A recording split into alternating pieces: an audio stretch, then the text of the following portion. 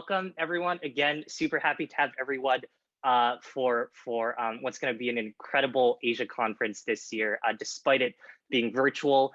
So I want to first introduce Anne, who has so generously accepted to give us her time to answer both your questions and talk about some really important topics today. Anne, as most of you probably know, is the CEO of AT&T Business. She is the first woman of color to garner a CEO title in AT&T history, and oversees over 30,000 employees, serving over 3 million business customers, and has really had her division into historical achievements. And joining us on the Harvard side, we also have Andrea, and so forming the perfect A team here. And so Andrea is a student at Harvard, and she's actually a rising junior, studying psychology with a secondary in economics. Today, Andrea will be our moderator. So with that being said, I will hide my face and let these two wonderful people take it away from here. Awesome. Thanks, David. Yeah, thanks everybody for being here.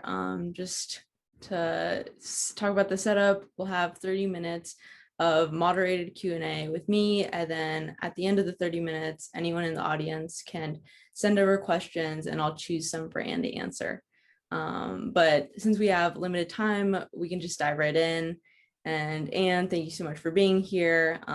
Really inspired. You are leading one of the biggest companies in the world as one of the first woman of color.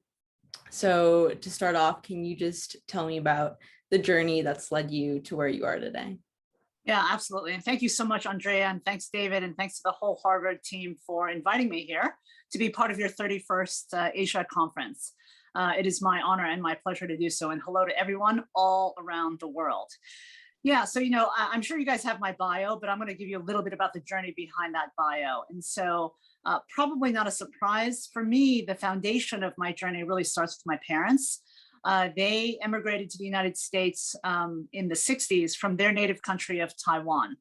And they came to the US because they were in pursuit of the ever, elusive American dream. And the reason why they went to the US was because they knew that the United States represented a place where they came from didn't dictate where they were going, right? And they knew that it was a land of hope and land of promise. And so I am a second generation Asian American. I was born in the US, and we lived a very simple upbringing. We didn't have a lot of money. We didn't have a lot of material things, but my parents really instilled in my brother and me a deep value for education, a deep value for service, and a deep value for pursuing excellence. And that excellence was really all about being the best that we could be, which sometimes might be the best, but most often is not the best, just simply doing your best, right? And so those were critical lessons on the foundation of my journey. When I was younger, it was always, and this may sound familiar to some of you if you have similarly strict parents, but it was like, okay, you brought home a 95. Well, why didn't you get 100? You brought home 100. Why didn't you get 105? And so constantly my parents would be pushing me to just really realize my fullest potential. And there were so many times that I stumbled and I fell and I quote unquote failed, if you will, in that moment. But through grit and perseverance, they taught me to really persevere and be resilient through so much adversity. What I would also say is that because I'm the child of immigrants, I look back on the risks they took in their life to come to a country where they knew nobody, where they didn't know the language, where they had not a lot of money, in fact, less than 500 US to their name. And to me, anything that I did in my life or in my career would never match the amount of risk they took to have a family and to lead a productive life and contribute to this world. And so I have a very, very high risk tolerance, if you will. And so those are some of the things that really, enabled my journey to where I am today. Yeah, thank you so much. I can see in the chat people are already saying that they relate a lot to your story. So thank you for sharing that. You alluded to some of the challenges and obstacles you faced. Can you tell me a little bit more about some of those challenges and how you overcame them? Yeah, no, absolutely. I mean, gosh, if we could do a whole, we could do a whole hour on challenges. My goodness, you could probably do a whole conference on challenges, right? But let me, I'll try to pick out a couple that could be relatable to this group. So, when I was younger, right, and I was trying to figure out what I was going to do for college, I actually thought that I wanted to be a professional musician, right? So I went to the Juilliard School of Music pre-college in New York City in Manhattan. And up until I got into high school, I thought that's what I want to be. And then I started looking in college and I realized that I did not have, while I was good, I was not great. And really fundamentally, I did not have a passion for, it in the same way that I thought I would want to build a career. I think the other thing is that I realized too, and this is probably the very pragmatic, immigrant child in me, there was too much uncertainty in terms of being able to be successful, being able to be financially independent, and then ultimately contribute to my family. Too much wild card in that. And so what did I do? I decided to become an electrical engineer because my dad was one and I was good at math and science, which is very stereotypical, I know. And so I went to another school who is got some red colors, and that is Cornell, which I know all of you guys are familiar with. And so I went to Cornell. At Cornell, I would tell you that I had an opportunity to do a bunch of different jobs in the summertime with different internships. And while I thought I wanted to be an engineer, I realized through those jobs and those assignments that engineering wasn't enough, right? I liked technology and I liked complex things, but I didn't want to be in a role that didn't have me immersed in people. And so early on, I knew that I couldn't just focus on engineering, but I needed to branch out much more so. And so Cornell had a wonderful 6-year program that enabled me to do a master's in EE as well, plus an MBA. And so when I left Cornell, I actually graduated with this combination of technical and business-oriented education as a foundation. And that's when I started my my career at AT&T actually. Now, when I went to AT&T, I would tell you that I started in a very technical role, realized that I needed to break out. One of the most foundational challenges that I faced was that people would see me in a particular way, right? People would say, "Hey, you're very, very technical, but you can't be a leader, right? You're obviously not a leader because you're technical, you're young, and whatnot." And early on in my career, I had a couple of mentors tell me that I needed to go to sales. And look, a Cornell educated engineer raised by Asian immigrant parents, I didn't even know what sales was, okay? But enough people were telling me that I needed to get that experience. And so I interviewed for a job and I got rejected. In fact, I got rejected 5 times over the course of 3 years. And it was only on the 6th time that someone actually took a gamble on me.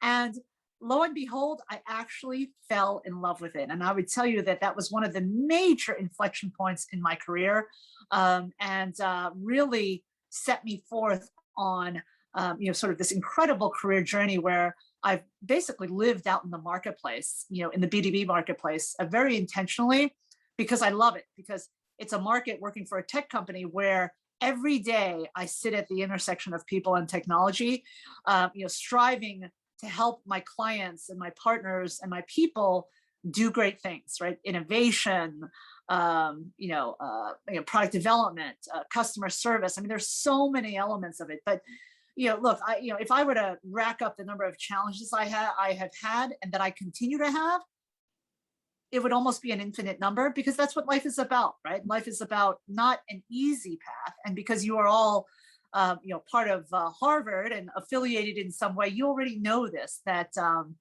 that the easy path is not the most rewarding one, right? And in fact, one of the things that I learned early on is that comfort is actually the opposite of courage, right? And my parents always taught me to take the courageous path. I really appreciate that. As someone like looking into a post-grad career, that was really insightful. And also just wanted to let the audience know that they can start sending in questions now, and we'll be keeping track on our end. Next, I'd like to pivot to a topic that I know you're a thought leader in, and having co-authored a book, The Leader's Guide to Unconscious Bias, would like to dive into that idea of unconscious bias. So I know not everybody may be familiar with the term. So could you maybe just start with telling us what unconscious bias is? Okay, great. And thanks, Andrea, for bringing up my book, by the way, available on Amazon. Nice. And I get no proceeds from it, by the way. So, so thanks for the book plug. Okay. So bias to me is such an important topic. In fact, it is such a critical topic for the 21st century and very much for your generation and generations to come. So what is bias? Bias is a preference, a prejudice, a leaning, a predisposition, if you will, for something, someone, you know, etc. Okay. Now, we all have bias. So let me first say that bias is not necessarily either good or bad. It is just the reality of being human. And, you know, to be human, and this is actually the first sentence of the book, to be human is to have bias, right? And so why is bias so important? It's because those prejudices, preferences, predispositions. In fact, you know, bias, I think, was originally defined as the leaning of your mind, right? Kind of what your mind has organized itself to lean towards or lean away from, okay? Your biases are part of who you are. They are shaped by your environment, your parents, your family. They're shaped by who you hang out with. They're shaped by where you're from and your origin story. They're shaped by the media that you watch and that you listen to, right? They are shaped every single day and will continue to be for the rest of your life and the rest of my life. Okay, so why is the topic of bias important then? There are two kinds of bias at the most high level. There's conscious bias and then there's unconscious bias. So conscious bias is what we are aware of. I'll give you the, I'll give you a very basic example. Growing up, I always thought eggs were for breakfast because that's the only time my parents ever gave us eggs. When I got to college, I discovered something called the 2 a.m. omelet, right? At 7 by 24 joint, right? And I realized, my gosh, eggs can actually be eaten all day long. And my goodness, they actually taste pretty good at 2 a.m. when our college students out there know exactly what I'm talking about, right? So I knew I had a conscious bias that eggs should be eaten for breakfast, right? And until I consciously then challenged that, it changed my perception, okay? So our conscious biases are ones that we are fully aware of. And by the way, bias can be associated with any aspect of who you are, right? Or who other people are. It is not solely about gender bias. It's not solely about racial bias. There are all kinds of biases about food, biases about anything, okay? Biases about clothes, right? Anything, okay? So, but that which our book is targeted at is unconscious bias. What is unconscious bias? It's also called implicit bias. It's that bias that we have that sits just beneath the surface. We don't actually know that we've got it, but what it does is it shapes our thoughts. It shapes our actions, it shapes our words, and it can shape our decisions, right? And so it can be extremely detrimental. Why? Because it can drive you to take action or make decisions without a truly unbiased, neutral sort of point of view, right? You have maybe heard of groupthink, right? Which is you tend to like to surround yourself with people who are like you, right? Feels pretty good, right? Whether it's the same alma mater or otherwise. But if you get too many of the same people in a room or virtual room, you're not going to wind up with a truly diverse debate, right? You will not wind up with the most innovative answer, right? Because what makes humanity great is each of us as individuals coming together with our own individualities, and no one of us are the same, okay? And so unconscious bias is exactly that. And our book is called The Leader's Guide to Unconscious Bias, and it's really intended to be sort of a workbook of sorts to help leaders figure out how to work through and reframe bias, both in themselves as well as others, so as to create high-performing teams, right? And so, Andrea, that's a little bit about bias and why we should all care about it, as individuals and as leaders, whether current leaders or aspiring leaders. Mm-hmm. Yeah, definitely. To make it like a little bit more tangible, could you maybe speak to how unconscious bias has come into play in your like personal career? Yeah, absolutely. Okay. So I mentioned one earlier, right? So when I first started my career, I would say that I was the subject of some age bias, right? People called me kiddo a lot, right? I remember being in a group. So here's a perfect example. When I first hired into the company, I had a boss who was amazing, one of my best bosses ever. She told me when I first hired in that, hey, Anne, in 6 months, I'm going to take a 1-month vacation. And I'm going to put you in charge of this group for a month. Okay, 6 months in. Everyone in the group is more than twice my age, with the exception of my boss, right? So 6 months go by. I'm trying to get ready to be in charge. I show up the first day, right, when she's on vacation, and my colleagues had totally changed her office and put my name all over everything, right? As in a way, sort of like corporate jabbing me, right? I could have reacted in a couple of ways, right? I mean, they were obviously testing me. They were obviously demonstrating some, age bias, right? But my approach has always been to treat things like that with humor and not to assume malicious intent, right? I could have gotten mad. I could have gotten offended. I actually thought it was freaking hilarious, right?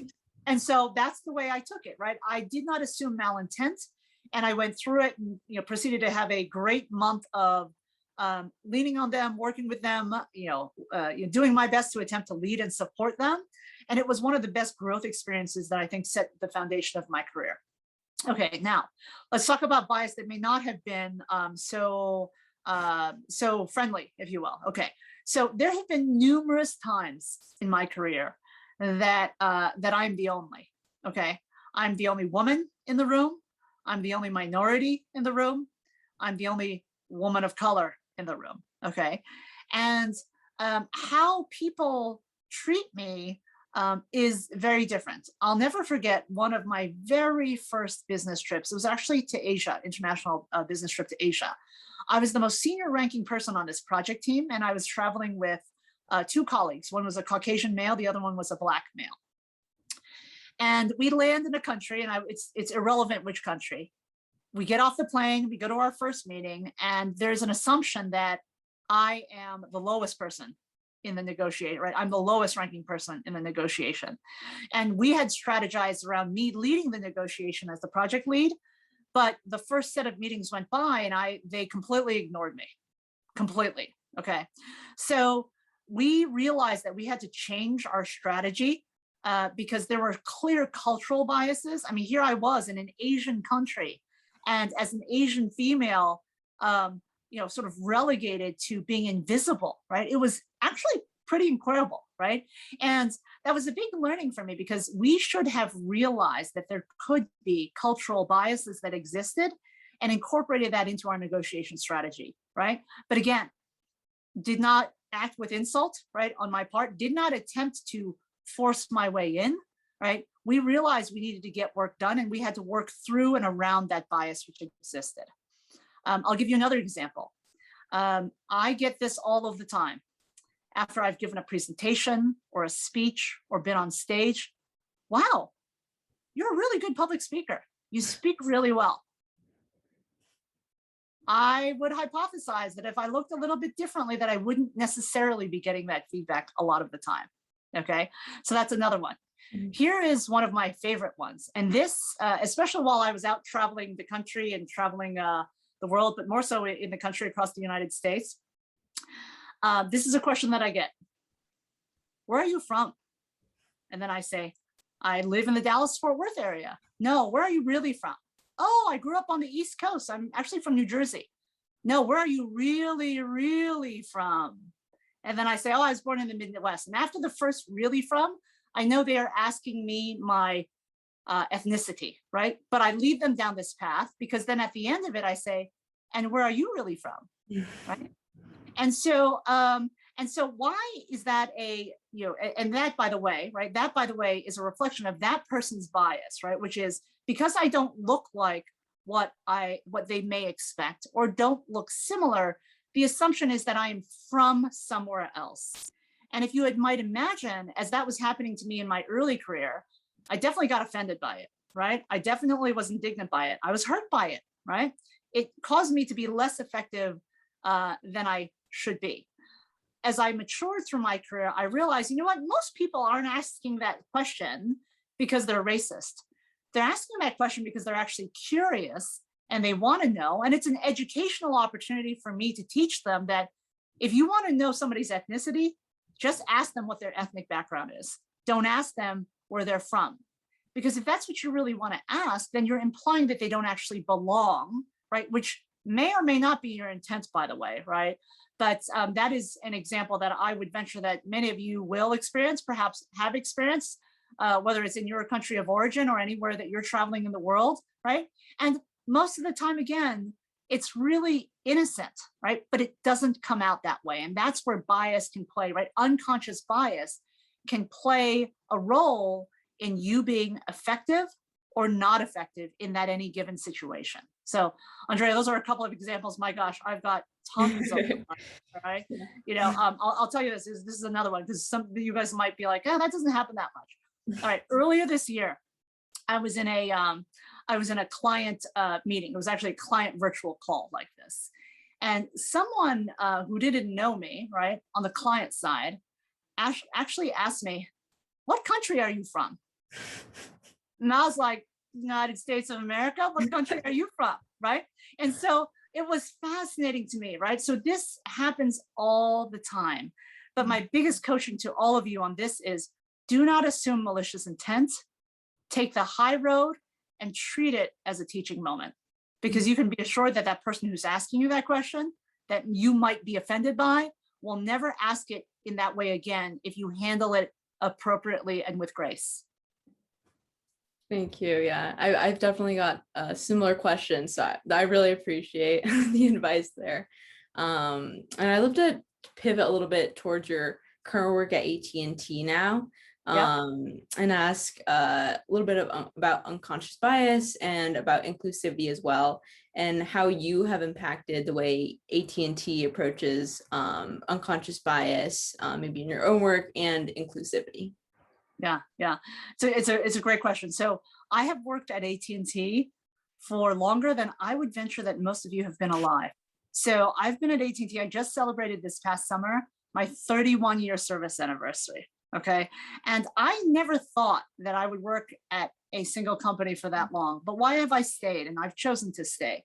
I chose to stay because AT&T is actually a leader. This is one of the many reasons why I stayed so long. AT&T is actually a leader in diversity, equity, and inclusion. And that has been one of my big motivators, is that I've worked for a company that is very much aligned with my personal values and where I want to contribute, not just in my day job, but deeply culturally, right? Not only in my company, but in my communities and in the world, quite frankly. So what have I done to continue to help AT&T lead in this manner and play my part?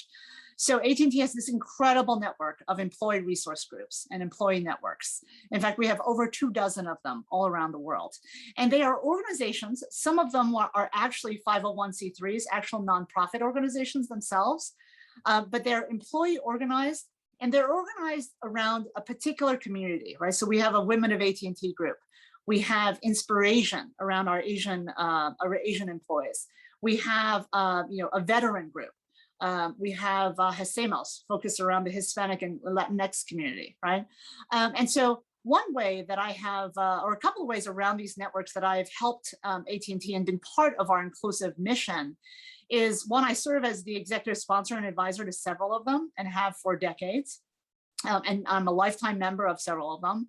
I've helped start several of them as well. And so Asia PAC Women's Organization, which is all about women, our women employees in the Asia Pacific region, is one that I helped create and sponsor.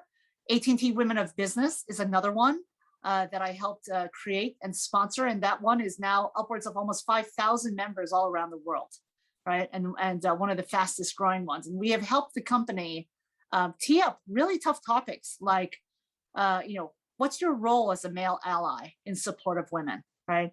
What's your role as a supporter? If you want to be a supporter of multicultural women, how do you do that, right? So I've been, very active in that. Another example, Andrea, would be, and this is one that I feel so incredibly proud of, and I feel will be one of my greatest legacies in the company, is I helped create a Women of Color program.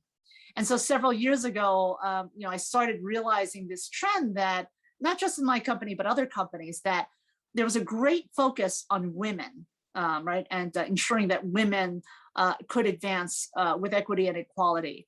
But I saw that women of color were being left behind, right? Then McKinsey and Lean In actually created Women of the Workplace, an annual research study that had data that actually affirmed that. And so I worked with our Chief Diversity Officer, Corey Anthony, and we created a Women of Color program that has about 200 women of color and their supervisors go through it for, I think it's about 6 to 8 months. We're on our third cohort now, right?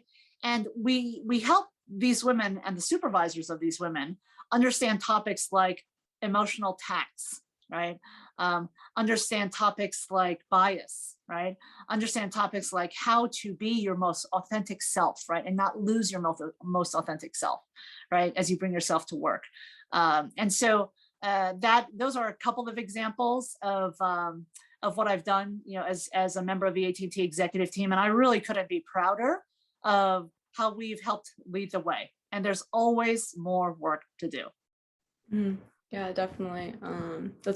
I really appreciate that, what you brought to AT&T. And I just want to get in one last question, and then we'll move to audience Q&A. Okay. So as a CEO of an international business, how have you navigated applying the same ideals and values across different regions and geographical cultures, for example, in the US and Asia? Yeah. So I'm so glad that I actually told you that story about my first international trip to Asia, right? Because that happened in my my second job in the company. Okay, so it happened early enough in my career that it shaped me, right? And what it taught me was I needed to do, right, if I wanted to do business effectively all around the world, I needed to be the one to educate myself, learn about, cultural norms and biases, right? And ensure that we didn't just address the hard topics of the business at hand, but that we also addressed the softer, the unspoken rules and cultural aspects of that, right? And so what I did, and it really shaped me as a leader, because I have always viewed, one of the questions that I often get is, hey, Anne, what do you look for in leaders, right? When you're hiring them, or what do you think is one of the most important characteristics? That's a whole different keynote, by the way. And one of them I absolutely view is interpersonal flexibility. What do I mean by that? I mean that if you're striving to be a leader, you need to meet people where they want to be met. You can't expect people to meet you where you want them to be met, right? And that applies for doing business globally, right? And so whether you're going to a particular country, whether you're dealing with a particular part of government, a particular sector, a particular industry, right? You've got to do your homework, right? You've got to do your homework. And this actually correlates to a little bit of my musical training, right? Which is always know your audience, right? And so I would put effort in, and I still do this today, on really trying to understand my audience, because it's my job as the leader, as the speaker, as the performer, if you will, right? To understand, right? As the negotiator, it is my job to meet people where they want to be met, right? And do my best to understand what their expectations are, and do that homework. And I think that is probably why when I eventually got to sales, it was so intuitive for me, because I had actually been doing that almost, for a good portion of my life, and I just didn't realize it, right? And I just didn't realize it. So doing business internationally, globally, is one of the greatest joys of my job, and then specifically to doing business in Asia. Here's, I think, one of the misnomers. And for those of you who are American, or you're going to school in America, right? I once heard this comment that the only thing that Asians have in common is a hemisphere, right? And when you peel back, what is Asia, right? Beyond the continent, of course, right? We are 48 countries and over 2,300 languages, right? And so doing business in Asia and having Asian ethnic roots, I've always put a lot of effort into really just understanding, the geographic nuances, the religious nuances, the nuances around gender and gender identity, the different roles of, different types of people in business in various countries. And you know what? I mean, that served me well, right? And even applying that in the United States, I know that there are certain parts of the country that if I went as the lead person, it wouldn't be as effective.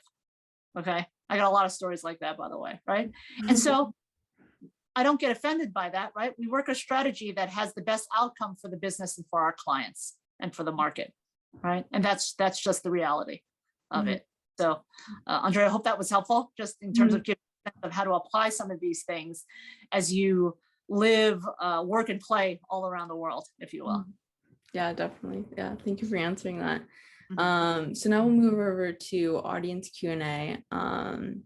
So it looks like we have a question, and it says, despite having discouragement for stepping in as a position of leader at AT&T and also being one of the initial organizations you joined, what prompted you to remain connected with AT&T over such a long duration, despite having some of that backlash you kind of mentioned? Yeah, so the job I have right now is my 17th job, and I'm on my 26th boss. And yes, I'm an engineer and I'm counting, okay?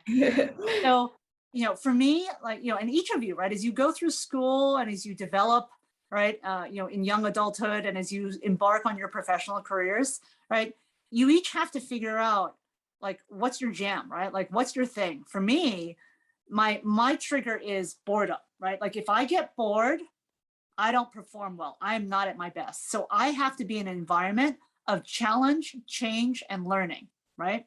And as you can tell, 17 jobs later, right? For me, AT&T was, yes, it was challenging sometimes, and there were really bad days, and there were many frustrating points, but I was always learning, right? I had opportunities to move forward. And at some point, in my career, I saw that, wow, I'm actually advancing. And this may sound a little bit altruistic, but it really drove me in the early phases of my career. I realized that I was one of the only, right, Asians in, rising kind of through management. And I felt it almost as an innate obligation with such a brand, an Americana brand, if you will, right, a corporate America brand, that I owed it to not just to myself, but to my community to represent, right, and to champion. And I never thought that I would be the first, woman of color CEO in AT&T's history. But I know for dang sure that part of my job is to make sure that I'm not the only and I'm not the last. And that has always driven me. And that's also one of the reasons why I stayed. It's such a great question, because there is no doubt that there were several times in my career that I was walking out the door and it would have been easier to leave, right? The bigger money was on the other side of the door. But this, this alignment with the company's mission and my desire to be a trailblazer of sorts, right, and help the company and support the company, and knew I had more to give, just kept me there. Definitely, yeah. I love that, and I'm sure AT&T really appreciated the loyalty as well. Next question is from looks like Saharan Shaun. What is your message for aspiring women leaders, especially given that there are still many gender stereotypes in the workplace? Yeah, my message to women leaders, and thanks, Erin, for that question, is first of all, be true to you, okay? Be true to you. Do not let anybody's view of you define who you are. You define who you are, okay? That is most important. It took me so long in my career to realize that my superpower was my authentic self, right? I grew up, I already told you guys, I'm second generation American. I grew up with my parents with cultural gaps, generational gaps, language gaps. I tried so hard not to be me, right? I tried so hard to be like a white person. I mean, I'm not even kidding you, right? Because that's what they wanted. They want us to assimilate, right? And it took so much time through college and in the early years of my career to realize that my secret sauce, my superpowers were in the fact that I wasn't, right? That I was just simply me. And it took me way too long to realize that. I think that as women as well, what I would also say is this, right? And this is also another part of a keynote that I give to women audiences is we are our own worst enemy, ladies, okay? There is in us a girl boss on one side in our mind, and then there's a mean girl in our mind. Too often, we listen to that mean girl, all right? Listen to the girl boss, and we all have it. So do not be your own worst enemy as it relates to your potential, your confidence, and your possibility in your future. And surround yourself with people who cheer that girl boss on versus feed that mean girl, all right? And then my last piece of advice, because this one is super critical, particularly critical for women, but also relevant to men and all others, okay, is there's no such thing as balance in your life, okay? Life is an optimization equation. I believe that you can have it all, you just can't have it all at the same time. So what is most important is that you have clarity around what you want and what is success to you at that point in your life, okay? So what's much more important is knowing what's most important to you. Is it a certain salary? Is it a living in a certain geography? Is it a certain type of job? Is it working for a certain person, right? Is it taking a leave and exploring the world? Is it spending time taking care of your parents? Whatever it is, have clarity about that, and you will always make the right step for you. Nobody else can tell you what that is. Mm-hmm. Thank you so much. Yeah. Yeah, really insightful. Next question is actually a little bit related to what you're talking about, from Brian Mack. How do you deal with professional burnout? Oh God, yeah. Okay, Brian, man. Okay, so this is something that the world is dealing with right now. Okay, and I would tell you, I'm dealing with it as well. I read this article that coined the phrase. I wish I remember where it was and who wrote it, but it used this term languishing, right? And what the pandemic has done is this, right? I often wish that when this pandemic hit, that we didn't say social distancing, right? Because what we meant was physical distancing, that throughout the heat of this pandemic, that we needed to be physically distant with each other, but there was nothing more important than social connection, right? What we've learned together over the last year and a half is that we all need human connection, right? That's what makes us tick, right? And I'm lucky, as an aside, to work for a company whose job it is to actually enable human connection, right? And to create connection for consumers and businesses all around the world, right? As an aside. And by the way, any AT&T customers out there, thank you for your business. I appreciate it. So how do you avoid professional burnout? Look, here's the thing. You will always have peaks and valleys in your life, both your personal life and your professional life, right? The personal and professional elements of your life. And I liken it to exercise. What is the best kind of exercise that you can have? It's interval training. So what's interval training, right? You have highs, you're pushing yourself, your body so hard to stretch its capacity, but how does interval training work? Then you come down to values and give yourself a rest, okay? How to avoid professional burnout, or how to deal with professional burnout? You have to realize that, if you're hitting a wall, it is time to give yourself a rest. Okay, it is time to find that valley and spend as much time in that value as you need so that you can rev up for that next interval, right? Whatever it is. And by the way, it is good to stretch yourself, right? Remember what I said before, comfort is the opposite of courage, right? Comfort is the opposite of growth. If you're not growing, what are you doing? You're stagnating, you're staying still. That's not why you're at school. That's not why you're in this conference, right? It's the exact opposite, right? So, but you have to be so aware of that, because I think this is one thing that is, and I have 2 college-age daughters. Look, their stressors in life now are so great. And whether it's the pandemic, whether it's what is happening with the climate and what we're doing to the climate as society, whether it's political strife in all, in all parts of the world, whether it's racial or religious strife, right? There are so many pressures, and we are exposed to so many of them through social media and everything else because we're always on and we're always connected, right? So it is so important to give yourself a break and know that, and build relationships with others who can recognize that in you and ensure that they tell you and recognize and can support you when you need them the most, right? So that they can catch you when you fall or when you stumble. And that's what life is about. It is about relationships. It is about people. It is about the human connection. And it is all about us working together, coming together, and moving the world forward. Mm-hmm. Yeah, absolutely. Really like that metaphor to interval training. Definitely going to use that. Yep. This next question is a little bit tied to COVID as well. So a year ago, from Anushka Jain, a year ago, all of us were faced with the new normal under the COVID situation. A lot of things were happening around us. The way people looked at the world changed. How did the last year affect you, Anne? And what was one thing that kept you sailing through the difficult times? Oh my gosh. Wow. I mean, this is almost like the burnout question, right? Because there are times where I'm exhausted, right? I think about, I've been in this role now for 2 years, but it has felt like 10, right? And I'm not even kidding you. The first 90 days of the pandemic, if you can, imagine what my team does is we support businesses, small and large, global multinationals all around the world with their communications and connectivity solutions, right? So we enable all of this stuff that we've all been using.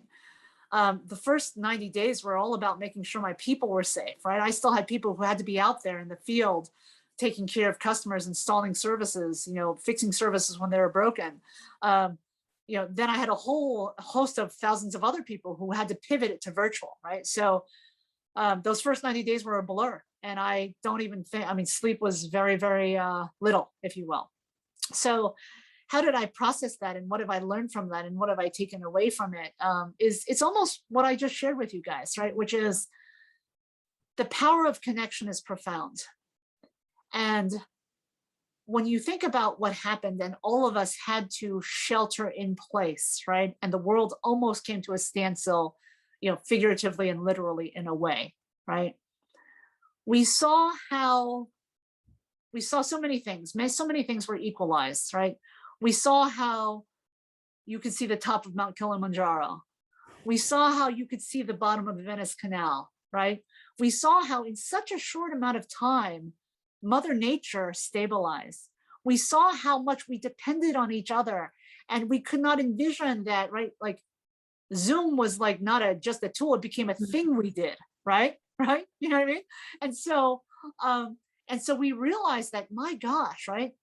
We cannot rely simply on physically being able to be together and shaking somebody's hand and hugging somebody. We have to figure out how to create connection, develop relationships, and move forward without that, right? And so we all built other tools and resilience in our way to do that, right? But we also, and this is one of the things that I actually really appreciated by this shift in modality, right? All of a sudden, especially for those who wound up having to be virtual, right? We got a little glimpse of who people really were, right? Their families, their dogs, right? Their cats, right? Their environments, right? And somehow we became closer together as a result, right? We became more understanding. We became more appreciative, right? We became more empathetic, I hope, right? I really hope, right? And so for me, there are so many lessons from this past year and a half. And you might ask me, Andrea, when I think it'll, when are we back to normal? I would tell you that I don't think we go back to anything. I think there is just simply the next normal and the next normal and the next normal, right? And I think that we need to be, and my hope, so much so, and so much of what I work for is your generation and the generations to come, is that you continue to advance the learnings, right? Not just the science, technology, engineering, and math, because I'm an engineer, right? but the art of everything that we've learned, right? And ensure that we don't forget those key lessons and that we infuse them into making progress, right? In every facet of every country, in every culture, all around the world. So those are my thoughts on the past year and a half. Yeah, absolutely. Thank you. Next question is from Nathan Bake. When it comes to AT&T as a private sector, how do various groups of different disciplines work together to create a comprehensive policy? Yeah, it's a great question, Nathan. So thanks for it. Yeah, so at AT&T, we're a big company. Look, right? We're a really, really big company. And so, of course, there are going to be org structures, right? And for those of you who are going to make choices to internet or go start a job at a really big company, right? Just know that there will be org structures in place, because otherwise it's chaos and it's anarchy, right? I mean, there's a reason why a startup runs differently than a Fortune 10 company, right? Okay, so how do then organizations work together to collaborate? It starts with alignment around the mission, right? And the purpose. And if you can get aligned around the purpose, and at AT&T, our purpose is to create connection, right? And we do so, we do so in our storytelling with Warner Media, right? We do so with the products and services we have. We do so through our networks, through our people, right? And so one of the key things is to ensure that you are aligned around your mission and your purpose. Another critical element is to make sure that you have your cultural foundation set, right? And that you are all embracing that culture, because the culture is created by the people, right? And does those values of the company, which are embodied in its people, ring true, right? And so for us, it's things like, live true, make a difference, have an impact, think big, right? Do the right thing, And so we have many facets of that, but it is underlying not only in our brand, but who we are, right, as members of the AT&T team, right? Then it comes down to the hard brass tacks of how work gets done, right? Then it's through governance, it's through communication, it's through building relationships, building camaraderie, right? Making sure that there's discipline, communicating, and all of those things that, some of you may be taking some classes in, right, in terms of business school and undergrad and otherwise. And so it's a whole host of things, but it is work, okay? It's work. That's why they don't call it play. It's work, right? So. Yeah, absolutely. This next question is also related to AT&T from Vivek Singh. The future of telecom looks exciting with 5G and cutting edge technology like IoT, AR, etc. Further pandemic has expedited this demand. What are AT&T's plans to leverage this huge demand? Oh gosh, I love this question. I almost feel like this question was a plant. Okay, so now you're gonna get me going. I don't know how much time we have. So okay, so there's no question that the future looks so exciting and is exciting. And I am super thrilled to be part of a company that's leading the way as it relates to 5G. My organization is actually responsible for IoT. For those of you who don't know what that stands for, it's Internet of Things. And we live in a world where it's going to be the Internet of almost everything, by the way, okay? And so, AT&T is the North American leader in IoT, and we actually lead the automotive industry in connected cars with over 50 of the brands around the US, around the world, I should say, around the US, global brands as their provider. So I am super excited about what a 5G world looks like. So what are our plans? Our plans are to continue to serve our customers in new and innovative ways. 5G has often been called, and I've also used this, the next, 5G will bring in the next industrial revolution. Why is that? 5G has three characteristics that really enable it, that will enable all of us to innovate in very different ways. One is speed, one is low latency. Think of that as response time, okay? And the response times will be so low that in some cases it could be even faster than the human brain can process it, okay? And then mass connectivity. So, unlike Wi-Fi or 4G, right, the number of connections per access point. Now I'm getting really, I'm getting talking, right? But the number of connections per access point will now be in the millions as opposed to tens or hundreds or thousands. Okay, so what does 5G unleash? It absolutely unleashes incredible breakthrough applications using AR, VR. Think about it for pain management. Think about it for education, right? We've announced several collaborations: Purdue University, University of Missouri, University of Miami, also in healthcare and otherwise, where we're innovating around what can 5G do, right? Can you envision actually seeing works of art, but not ever having to go to the Louvre, right? I know that you would rather go to the Louvre, but what if you could envision and tangibly work with DNA strands, right, in a way that would advance your understanding and education and make you even that much more ready, for medical school or otherwise, right? What if you could, train people, or enable a smart factory where there are no people, but it's completely enabled by AI, machine learning, and robotics, right? What could then your people do? How do you improve safety in your factories through all of this, right? So there are so many opportunities across every industry to be disrupted with 5G and edge computing. We view ourselves as a leader in this space. My organization has been doing proof of concepts with various companies. We've announced many of them over the last couple of years. And there will be more, right? And there will be more. And so the future absolutely looks bright. It looks exciting. We're thrilled to be part of it and to have an opportunity to play a role ensuring that everyone gets connected and stays connected. Definitely, yeah. I'm excited. Yeah. And one last question from the audience to wrap things up, from Manav to Neja. And if you could leave the future leaders of tomorrow with one piece of advice, what would that be? Oh boy. One piece of advice. One piece of advice would be real, be true, be you. Be you, right?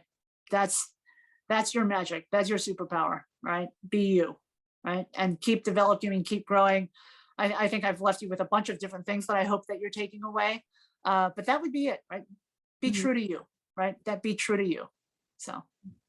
Absolutely. Thank you. Well, thank you so much, Anne. This was such a pleasure and so insightful. And thank you everyone for coming, and hope everyone has a great night and takes so much away from this. Thank you, Anne. Yeah. Thank you so much, Andrea. Thanks, David. And thanks again to the entire team for having me. Feel free to follow me on Twitter or LinkedIn. You guys can find me on both of those platforms. Okay. Take care, enjoy, and have a wonderful Asia conference.